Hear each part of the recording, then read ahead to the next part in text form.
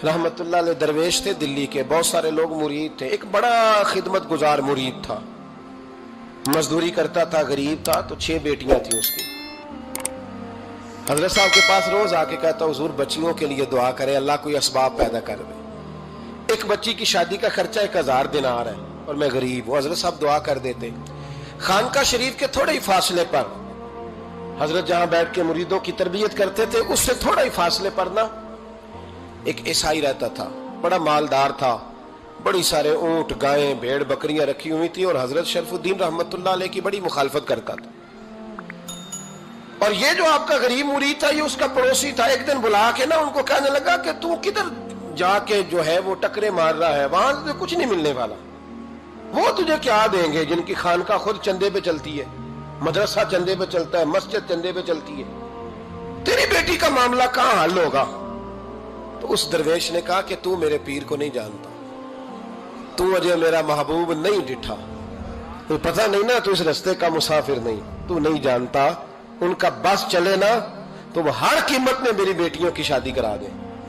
अब वो ईसाई था, कहने लगा अच्छा चलो ठीक है, अगर इतनी बात है ना तो जाओ उनसे जाके कह दो कि 6 साल के लिए मेरे साथ मुआहदा कर लें, तो मेरे जानवरों को चारा डाल दिया करे, 6 साल ड्यूटी करे, मैं 6000 दिनार दे देता हूं।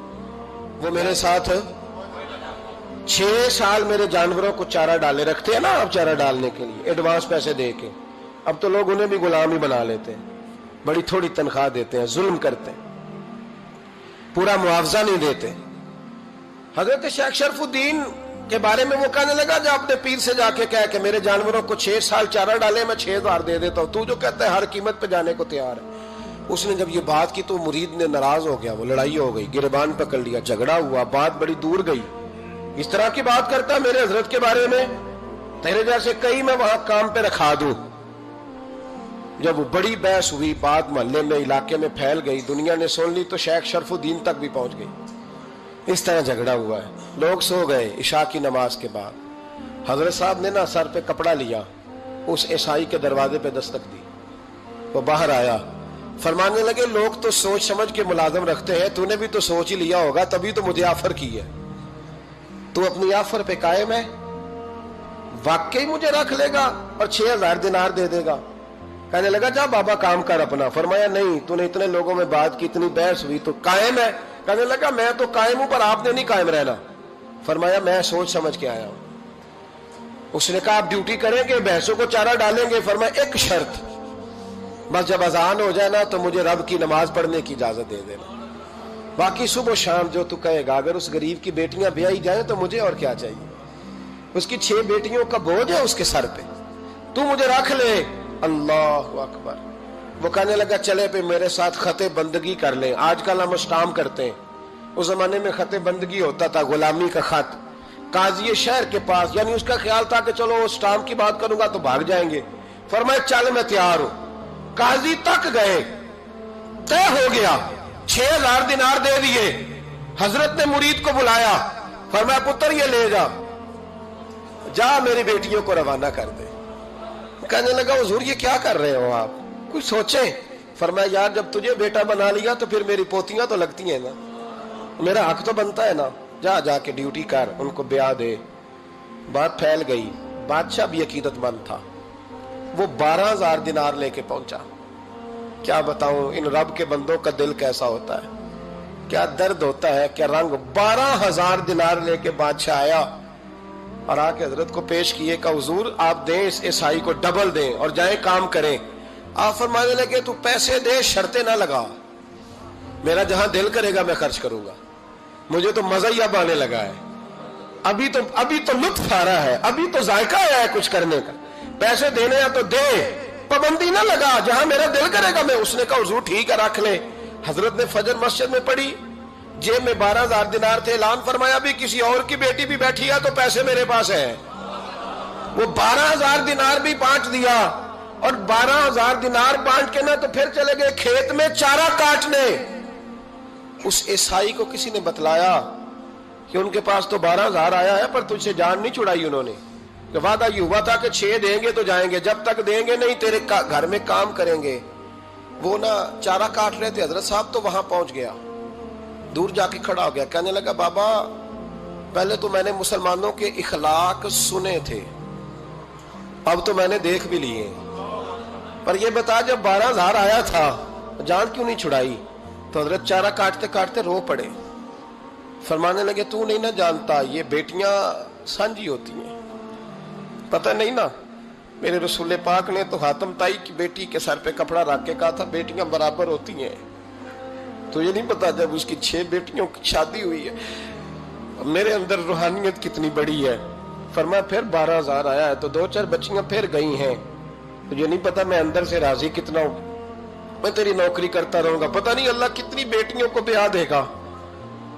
اتنا رویا وہ عیسائی کے پیروں میں بیٹھ گیا، کہنے لگا بابا میں نے تیری مخالفت کی ہے پر تیرے قریب آ کے پتہ چلا ہے کہ تو بہت اونچے اخلاق کا مالک ہے، اور اگر تیرا یہ مقام ہے تو تجھے اخلاق سکھانے والے محمد عربی کی شان کتنی ہوگی. ظالم کی بولیے جاتے نہیں لوگ جھوٹے گواہ بن کے. وکیل صاحب کو نہیں پتا ہوتا کہ یہ بندہ مجرم ہے جو میرے پاس آیا. کیا مجرموں کے وکیل نہیں ہوتے؟ بولے تو اس کو پتہ نہیں ہوتا وکیل صاحب کو کہ یہ صاحب مجرم ہے میرے پاس مقدمہ لے کے آئے. اور اگر بے ادبی نہ ہو جائے تو میرا خیال ہے قاضی عدالت کو بھی پتا ہوتا ہے کہ مجرم کون ہے اور مظلوم. میرے نبی پاک صلی اللہ علیہ وسلم نے اس قدر زیادہ سختی فرمائی اس مسئلے میں. فرمایا جس کو پتا تھا کہ فلاں آدمی ظالم ہے، ظلم کر رہا، پھر وہ ظالم کا گواہ بنا یا اس نے ظالم کی مدد کی، کتنی کی؟ شارحین لکھتے ہیں چاہے اس نے ایک جملہ بول کے کی، چاہے ایک، سارے بولیے، چاہے ایک غریب کو اس نے ظلم کیا تو کہتے ہیں علاج یہ سی، چاہے ایک جملہ بول کے کی. شارحین اس حدیث کی شرح میں لکھتے ہیں ایک جملہ بول کے چاہے مدد کی.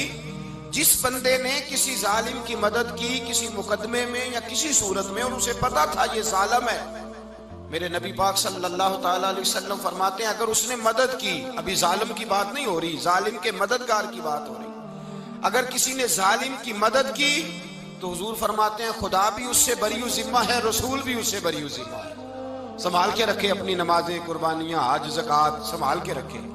اگر ظالموں کا مددگار ہے، الیکشن آ لینے دے، آپ کو نظر آ جائے گا کون کون ظالموں کا مددگار ہے، نظر آ جائے گا. اپنی جیب سے لوگ پیسے دے کے ظالموں کی مدد کریں گے، ان کے فلیکس چھپوائیں گے، بورڈ لگوائیں گے، جیبوں سے پیسے دے کے. ہم نے خود آگ لگائی ہے چمن میں اپنے، بے سبب گردشی ایام کو الزام نہ دو. ہم نے خود نور کا ظلمت سے کیا ہے سودا، کر کے توہین سحر شام کو الزام نہ دو. ظالموں کے مددگار میدان میں آ گئے. یہ چھوٹا لفظ نہیں، میرے حبیب پاک صلی اللہ علیہ وسلم نے فرمایا جو ظالم کا مددگار ہے سن لے جو سجن کے ساتھ کچہری جاتا ہے، وہ یاد رکھے جو دوست کا گواہ بنتا ہے، وہ یاد رکھے جو کہتا ہے میں مانگی گیا تھا، مجھے بلایا گیا تھا قبضہ چھڑانے کے لیے کسی غریب بیوہ کی جائیداد پہ، وہ سن لے تو مدد کر کے نہیں آیا، تو خدا کے ذمے سے نکل گیا ہے. رسول پاک نے فرمایا تیرا میرا تعلق ختم ہو گیا، تو ظالم کا مددگار ہو گیا. پھر تو کہتا میں بے چین ہوں، میں بے قرار ہوں، میں آزمائش کا شکار ہوں. پلٹ کے دیکھ تو صحیح تیرا گناہ کتنا بڑا ہے. میرے نبی پاک صلی اللہ علیہ وسلم کا ایک اور فرمان سن لیں، ابن ماجہ ابو داؤد میں موجود ہے. اس حدیث کو آپ نے یاد کر لینا ہے. کر لیں گے انشاءاللہ؟ سارے کہیے انشاءاللہ کر لیں گے یاد. حضور صلی اللہ علیہ وسلم نے فرمایا اگر تو ظالم کی مدد کرے گا نا، یہ لفظ دل کی تختی پہ لکھ لینا، یہ مکافات عمل ہے، مکافات عمل دنیا، ادھر کرو گے تو ادھر بھرو گے. فرمایا اگر تو کسی ظالم کی مدد کرے گا، سن لے حضور کا فرمان ہے، اگر تو ابن ماجہ ابو داؤد سیاہ میں موجود ہے، فرمایا اگر تو کسی ظالم کی مدد کرے گا تو رب تعالیٰ مرنے سے پہلے تیرے اوپر بھی ظالم کو مسلط کر دے گا. تیرے اوپر بھی ایک دفعہ ظلم ضرور ہوگا اگر تو ظالم کی، وہ کسی صورت میں بھی ہو سکتا ہے، کسی صورت میں بھی تیرا بیٹا ہی اٹھ کے ظلم کر دے گا، تو الجھ جائے گا، کسی نہ کسی جگہ تیرے لیے تباہی کا سامان ہوگا، تیرے اوپر ظلم ہوگا، اس لیے کہ تو ظالموں کا مددگار ہے. چاہیے یہ تھا کہ تو مظلوم کی مدد کرتا، انسانی ایمانی یقین کا فریضہ سر انجام دیتا، تو ظالموں کا مددگار ہو گیا. ٹٹول کے دیکھ لیں، رزلٹ نکال کے دیکھ لیں، ہمارے زمانے میں ظالموں کے مددگار زیادہ ہیں. اتنی لمبی زبانیں نکال کے ظالموں کی مدد کرتے ہیں. بڑے بڑے کالم نویس اللہ نے انہیں قدرت دی لکھنے کی، تو اپنا قلم ظالموں کی مدد میں خرچ کرتے ہیں۔ وہ لوگ جن کو اللہ تبارک و تعالیٰ نے قدرت دی، ہمت دی، طاقت دی، کچھ لوگ ان کے حلقہ احباب میں، وہ اپنے لوگوں کو استعمال کر کے ظالموں کی مدد کرتے ہیں، ظالموں کی مدد کرتے ہیں۔ میرے نبی کریم سید عالم نور مجسم صلی اللہ علیہ وسلم نے فرمایا، اگر تو نے ظالم کی مدد کی تو جب تک تو توبہ نہیں کرے گا رب تجھ سے ناراض ہی رہے گا۔ اللہ تجھ سے، او بھائی جس سے رب بھی ناراض ہو گیا، نہ کھانا نہ پینا نہ سونا نہ جاگنا نہ نیند، پھر تیری ہر چیز تیرے لیے آزمائش ہو جائے گی، پھر تیرا سایہ بھی تیرے لیے خوف کا سامان بنے گا، پھر زندگی جیتی جاگتی لاش بن جائے گی، تو اپنے کندھوں پر اپنی میت اٹھائے پھرے گا جب تو ظالم کا مددگار ہوگا۔ اور نبی پاک صلی اللہ علیہ وسلم نے فرمایا، ظالموں کا مددگار بھی ظالم ہوتا ہے، ظالموں کا مددگار بھی، سارے بولے، ظالموں کا مددگار بھی نہیں، کو نہیں، آپ سارے نہیں بولے، ایک دفعہ بولے، ظالموں کا مددگار بھی، پکی بات ہے، ظالموں کا مددگار بھی۔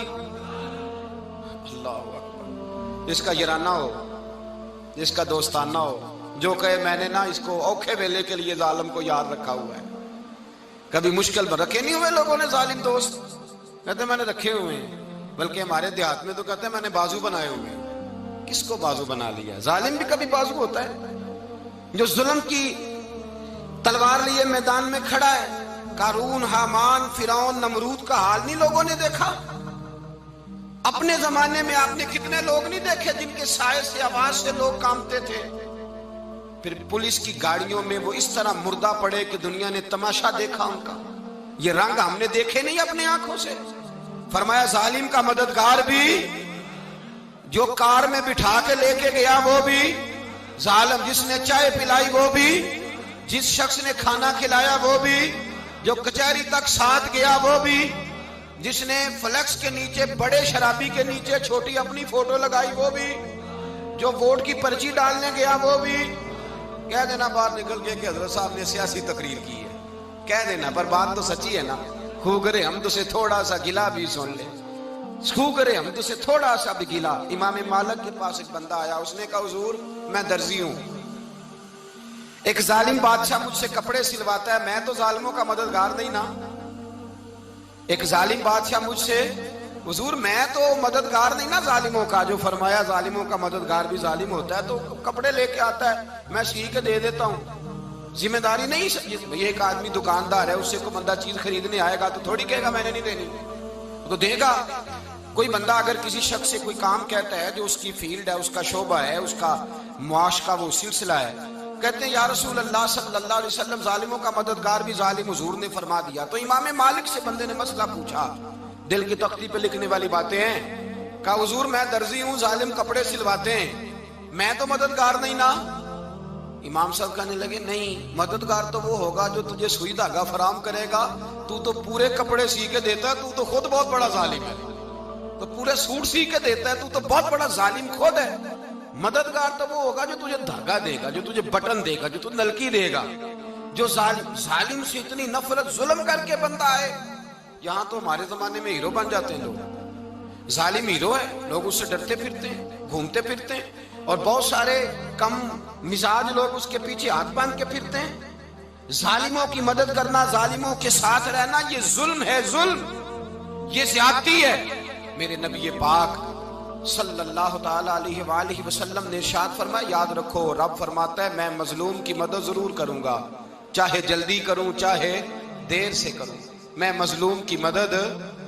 اور حضور صلی اللہ علیہ وسلم نے فرمایا ہے، حضرت معاذ بن جبل کہتے ہیں حضور نے مجھے یمن کا گورنر بنایا، جب میں جانے لگا نا تو حضور نے بڑی نصیحتیں کی، بخاری میں موجود ہے، فرماتے ہیں جب میں پلٹنے لگا تو میرے رسول نے فرمایا معاذ ایک منٹ ٹھہر جا، ایک بات میری یاد رکھنا، اس کو نہ بھولنا۔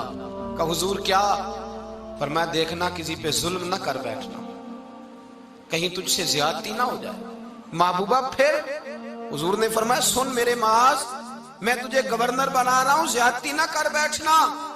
یا رسول اللہ صلی اللہ علیہ وسلم کیا ہوتا ہے؟ تو میرے کریم نے فرمایا جب مظلوم دعا کے لیے ہاتھ اٹھاتا ہے تو عرش کا مالک کہتا ہے فرشتوں پیچھے ہٹ جاؤ، عرش کا مالک کہتا ہے فرشتوں پیچھے ہٹ جاؤ۔